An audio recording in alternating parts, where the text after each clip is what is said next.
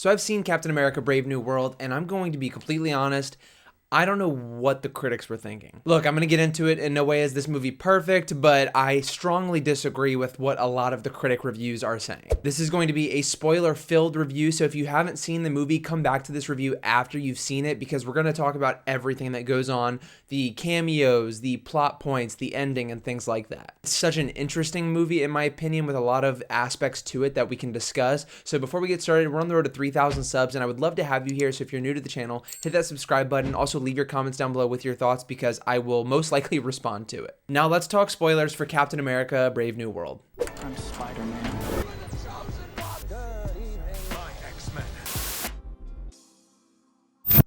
So I want to start off by saying that this movie is very much so a spiritual successor to The Incredible Hulk. There's Incredible Hulk characters, there's tons of Incredible Hulk callbacks, and obviously we have President Ross, who was a big part of that movie. This feels more like an Incredible Hulk sequel than a sequel to the Captain America movies that ended with Civil War. But I mean, it's not like we could really go off of anything after Civil War because so much has happened since then, and it's not Steve Rogers anymore. They kind of do pick up a little bit of stuff from Falcon and the Winter Soldier, which I did like, especially with Isaiah Bradley, which we will get into heavily. But yeah, this was a very much successor movie to Incredible Hulk. I guess we can kind of start just by going through all of the characters and what I thought about their performances as well as their character developments in the movie, starting off, of course, with Sam Wilson's Captain America, played by Anthony Mackie. I'm gonna say it, this movie sold me on him as Captain America. Even during the ending of Falcon and the Winter Soldier, when we saw him last, I was wondering to myself, why doesn't Sam just take the super soldier serum and fully embrace being Captain America, being this superhero? And he never took it. And I was thinking maybe in this movie he's gonna have to take the super soldier serum to fight Red Hulk, but he doesn't. And I can totally understand people who are like, why doesn't he take the super soldier serum? He's just a guy in a suit.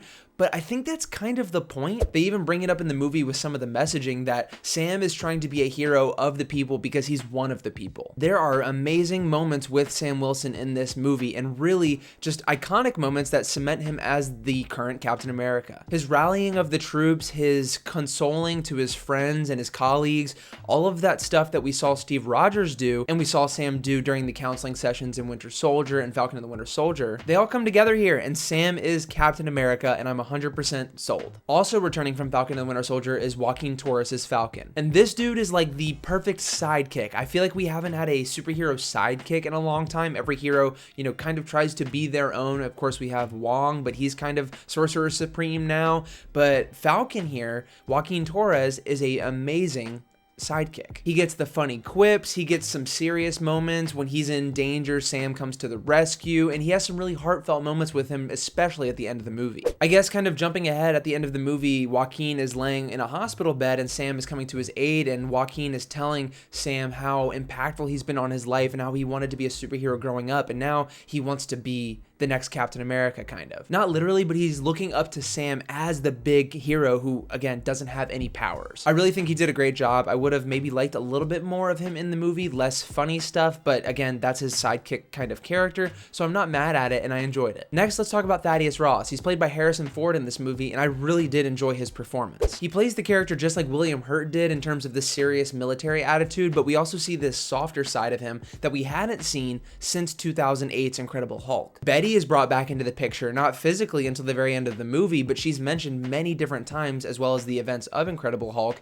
and we see this little bit softer side of Thaddeus Ross. Everything with his character, from the stress to the being a wartime general to being a father, all of these elements mesh together to kind of create the Red Hulk. Speaking of Red Hulk, I know a lot of people probably wish there was more of Red Hulk in this movie, considering he's only in the last 10 minutes or so, but hot take here, I'm going to disagree with that. Hear me out. I think this movie, had they not marketed Red Hulk, could have hidden him from everybody and just kept it a surprise till the end. Because in my opinion, the pacing of this movie is so good, I never once felt bored, that when we finally got to the Red Hulk near the end, I was like, oh, this is a bonus. However, I can see the frustration with people thinking they were going to get a movie with Red Hulk versus Captain America multiple times, considering he was heavily in the trailers. So I get it, but I disagree because I think the pacing was good enough, especially with the other villain that we're going to talk about, that I didn't really need Red Hulk anymore. And before we talk about about the main villain of the movie, I would like to say I'm very happy with what they chose to do with Red Hulk at the end by not killing Thaddeus Ross. So many times in these Marvel movies, these villains become forgettable because they appear once and then they die. And at the end of the movie, when Sam is fighting Red Hulk with the vibranium wings and everything, it was so cool,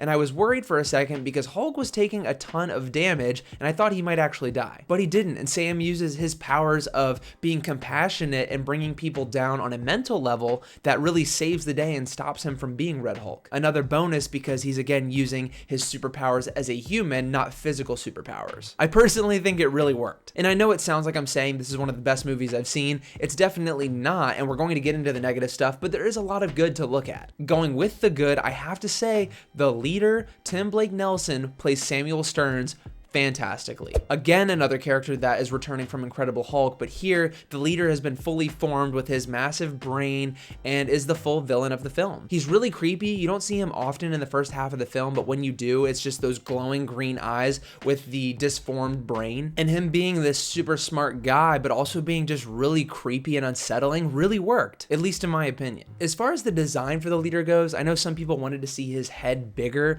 but I think the design that they went with was really cool and different. I'm glad they made him like a freak of nature and he wants his old life back, so he's going against President Ross. And again, they don't kill him, so we can see him again in the future, hopefully in a World War Hulk movie. We're also going to talk about the post-credit scene where he appears later on near the end of the video. We also have the character Ruth, who is in this movie as President Ross's kind of security, and I didn't love her, I didn't hate her, I felt like she was just kind of there, and I wish we had Falcon in that place. It would have been nice to have just a little bit more time with Joaquin or maybe even Bucky. And speaking of Bucky, we do get a cameo here inserted at the perfect time, and I really enjoyed this scene because it wasn't something that I was expecting or something that I saw online beforehand. It just happened. It was a nice little cameo, and it was a cameo done very smartly. It connects with the Falcon and the Winter Soldier. It connects with Sam bringing the legacy forward with Steve being Captain America, kind of still struggling with the idea that he is now Captain America, having to fill the shoes of Steve Rogers. I really like Bucky's appearance, but one of my favorite performances from this movie was Isaiah Bradley. He was a standout in Falcon and the Winter Soldier, and in this movie, he brings tears to your eyes. There's a scene in the movie after he attacks the president and then snaps to, not realizing what he had done, and the police take him down, and his suit is getting all scuffed up, and the suit that he's wearing is the suit he got married in, and since he's a super soldier, he outlived her, and this is all he has to remember her by. And this guy who's been manipulated by the leader to attack the president has no idea what's going on, and all he can think about is saving his suit that he wore during his wedding, and not going back to jail because, well, he spent 30 years there on false charges. Really powerful stuff, and all of the scenes with him were really good in my opinion. I'm glad he wasn't just a cameo and was more of a supporting character, and I'm hopeful that we see him again in the future. Okay, so we've talked about the characters, and I think that's the strongest point of the movie. Let's talk about the plot. Basically, the celestial island Tiamut, who people have been complaining about because it's not popped up in anything else, well, now you can stop complaining because he's kind of the main MacGuffin of the movie, is the source of a new material called adamantium, which is of course the material that Wolverine's skeleton is made out of, so that's a big hint towards the X-Men and Wolverine. Is being fought over by Japan and the United States over just squabbling for the territory. Not just that, but they want this resource adamantium. So the leader kind of creates this fake skirmish between Japan and the United States, causing them to almost go to war with each other because Thaddeus Ross has kept him in prison for so long, saying he would let him go because the leader has been helping Thaddeus Ross with his heart condition. He's been giving him these pills that prevent him from having a heart attack or heart failure, but when in reality, they're actually tiny little pieces of gamma radiation that over time cause him to eventually turn into the Red Hulk. So the leader tries to pit the United States against Japan and cause another world war, and essentially just to ruin Ross's reputation because he's been in prison for so long, and Ross said he would get him out, but still hasn't because he's been using him for these pills. So we have these bad guys led by Giancarlo Esposito's Sidewinder called the Serpent Society. They try to steal the adamantium. They were hired by the leader in the guise of the CIA, and he kind of pins the world against each other. The plot gets uncovered in a very Winter Soldier way. I really enjoyed that aspect of the movie, and then it's too late because the leader has a plan B, plan C, or whatever, and that plan is to turn Thaddeus Ross into the Red Hulk from from the pills he's been taking. I know I didn't explain it super well, but that's maybe a little bit of an issue that I have with this movie. The plot could get a little messy, but it's at least understandable when you're watching it.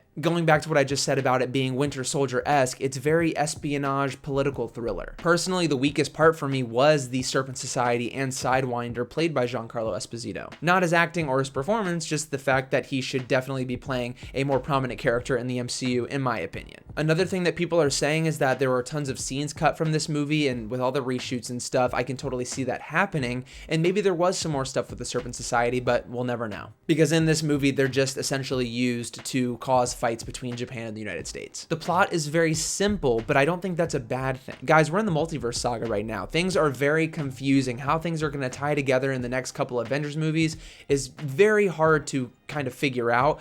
So a movie like this with a simple plot that's easy to follow is kind of a breath of fresh air, bringing us back to a more grounded MCU, and while it's not perfect, it's definitely good. I know we talked about Sidewinder and the Serpent Society being negatives of the movie, but the biggest negative for me had to be some of the touchy CGI. Near the end of the movie where Sam is fighting Thaddeus Ross as Red Hulk near the cherry blossoms, there's some very spotty green screening going on that really just did not look good. But there's also other points where there's some high impact things that didn't feel high impact, such as someone falling or someone doing a superhero landing. It didn't feel real or look real. I don't know if it's the motion blurring, I don't know if it's just the use of CGI or the lack of wire work or practical effects, but that was the biggest negative I have with this film. And I'll say it, if that's the biggest negative, I'm leaving a happy camper. I told myself going into this movie that I just wanted to be entertained, and I was very entertained. Look, you'll go online, you'll see critics say that this is a terrible movie, they're gonna rate it 2 stars out of 10,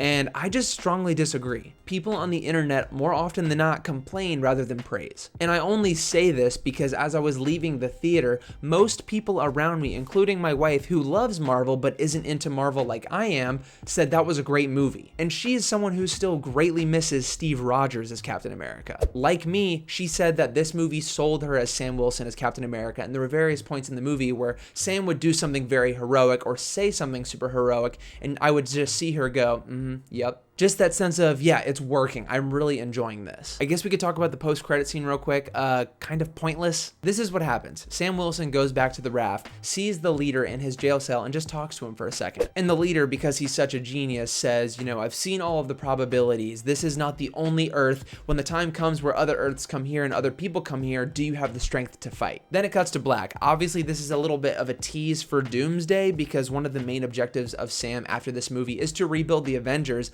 and now after seeing this movie, I think he can do it. But I don't think the post-credit scene was necessary, because all it is the leader saying, bad guys are coming from outer space, and I know this because I'm smart, which we don't even need that because we've seen the aliens come to Earth before multiple times in the MCU. So his probability of something happening is just fact. And he kind of hints at the multiverse, but we already know that, so it just feels a little redundant. So overall, minus the Serpent Society, minus the touchy CGI at some points, some of it did look good, this movie is just a total win. I left the theater very pleasantly surprised, and I think Marvel's done that for the past couple projects for me. Going in with lower expectations because of some of the projects in the past, and leaving with those expectations exceeded. I mean, look at the bigger picture now. Agatha, huge hit. Deadpool and Wolverine, a huge hit. And now this, in my eyes, is very good. I just don't know what the critics were hating so much about it, and maybe I'll see some things later on when I watch reviews, but I wanted to give you guys my completely unbiased opinion right after seeing the movie. As always, it's most important that I read your comments down below with your thoughts and your theories of what can happen after this, so leave those down below. I most likely will respond. Leave a like on the video, and I will see you all very,